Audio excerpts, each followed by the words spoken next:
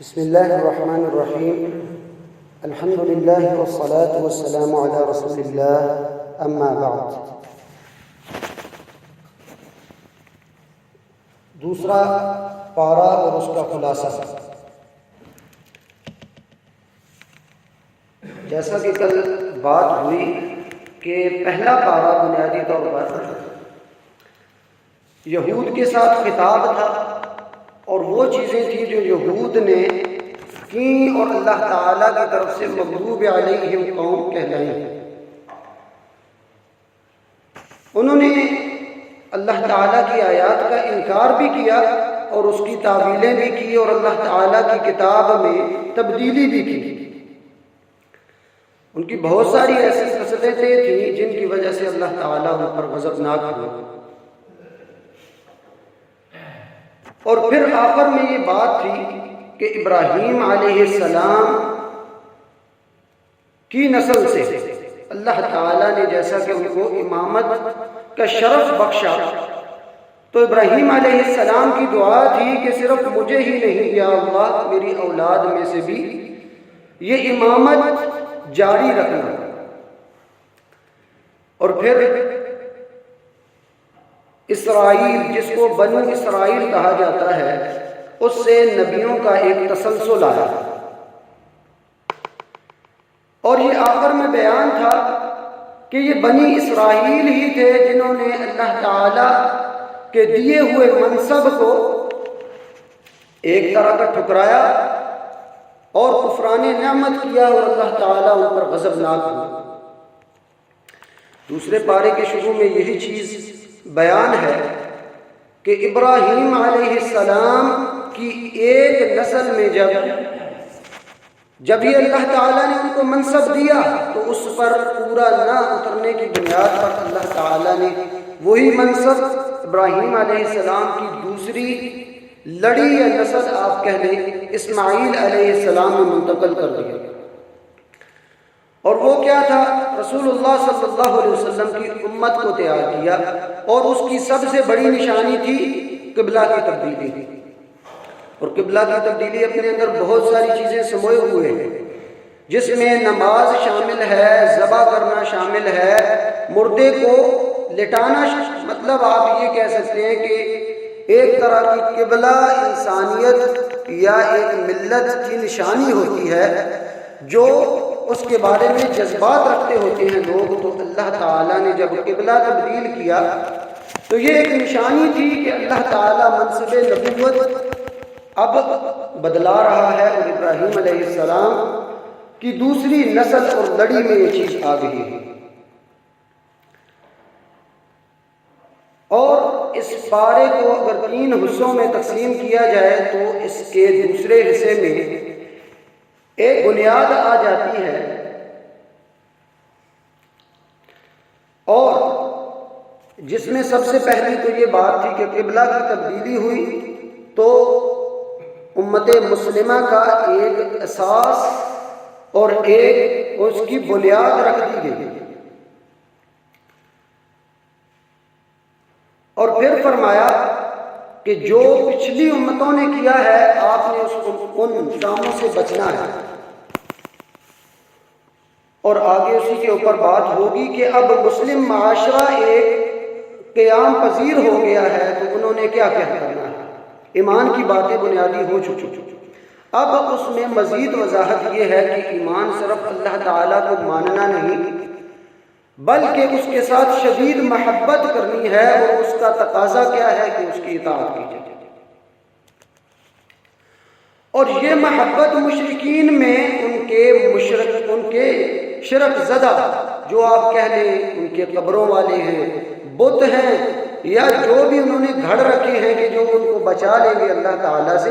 ان کی محبت مشرک کے دل میں ایسے ہوتی ہے جیسے اللہ کی محبت ہونی چاہیے۔ لیکن اللہ تعالیٰ مومنین سے کہہ رہے ہیں نہیں، مومن وہ ہے جو اللہ تعالیٰ کے ساتھ شدید محبت رکھے۔ پھر ایک مسلم معاشرے کے قیام پذیر ہونے کے بعد وہ چیز آتی ہے کہ انہوں نے کرنا کیا ہے اور کس چیز سے بچنا ہے، یعنی حلال اور حرام کے معاملات۔ ان کو قدر اجمالاً ادھر بیان کیا گیا، اور پھر نیکی کا تصور واضح کیا گیا کہ نیکی صرف یہ نہیں ہے کہ آپ کے نام کے ساتھ مسلمان لگ گیا ہے یا آپ قبلے کا احترام کرتے ہیں، نہیں، اس میں عقیدہ شامل ہے، اس میں نماز زکوٰۃ شامل ہے، لیکن اس سے پہلے عقیدہ ہے۔ اور پھر فرمایا ایک مسلم معاشرے میں تذبذب اس سے بچنے کے لیے یہ ہے کہ جب کوئی قتل کا ارتکاب ہوتا ہے تو اس سے قصاص لیا جائے۔ اب اسی ضمن میں یہ بھی بات آتی ہے کہ روزے پہلی امتوں پر بھی فرض تھے، اس امت پر بھی فرض کیے ہیں، لیکن مقصد کیا ہے؟ تقویٰ کا حصول۔ تقویٰ کیا ہے؟ کہ جو اللہ تعالیٰ نے بتایا ہے راستہ اس پر عمل کرنا ہے، جس سے روکا ہے اس سے رک جانا ہے، یعنی حلال اور حرام کی تمیز، اس کو تقویٰ کہتے ہیں۔ اور پھر روزے کے ساتھ دعا کا خاص ذکر کرنے کا مقصد یہ تھا کہ، اور یہ اشارہ بھی تھا ایک طرح کا، کہ رمضان اور روزہ اور اس کے ساتھ دعا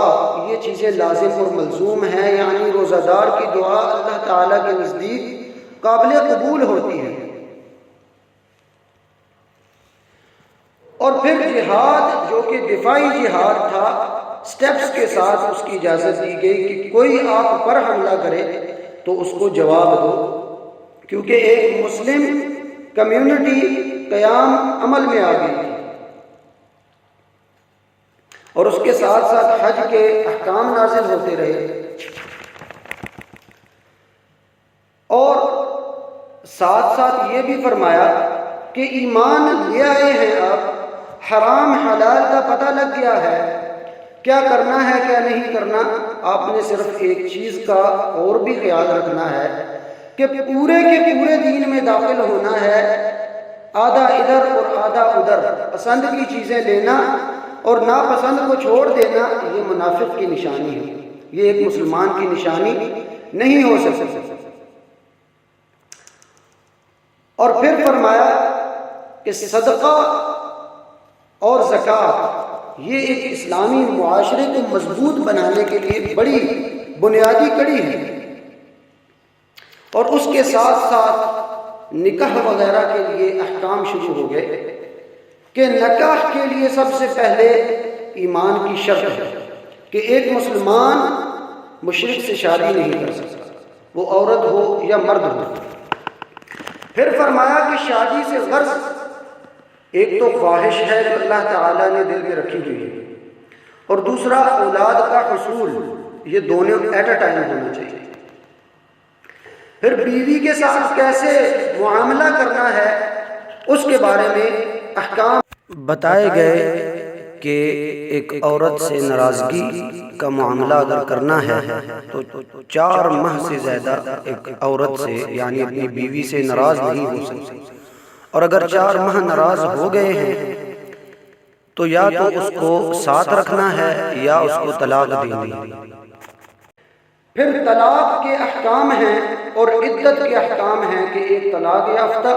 اور ایک بیوہ کی عدت کیسے ہوگی اور اس کو کیسے پورا کیا جائے، اور یہ بھی بتایا کہ علیحدگی ہو بھی جاتی ہے اگر، پہلے تو پوری ممکنہ کوشش کی جائے، لیکن اگر علیحدگی ہوتی ہے تو پھر بھی آپس میں احترام کا معاملہ ہونا چاہیے۔ اور پھر رضاعت کے احکام ہیں کہ رضاعت کے معاملات کو کیسے لے کر چلا جائے، اور پھر مزید آگے طلاق کے وہی احکام آ رہے ہیں کہ اگر شادی ہوتی ہے اور دونوں کے آپس میں معاملات ہوتے ہیں یا نہیں ہوتے، اس میں مہر کا کیا معاملہ ہوگا، مہر کی ایک تفصیل کو بیان کیا گیا۔ اور آخر میں بنی اسرائیل، اس پر جب ایک بادشاہ نے حملہ کیا، اس کو تباہ و برباد کر دیا، بنی اسرائیل کی اینٹ سے اینٹ بجا دی، تب اللہ تعالیٰ نے ان کو اکٹھا کیا،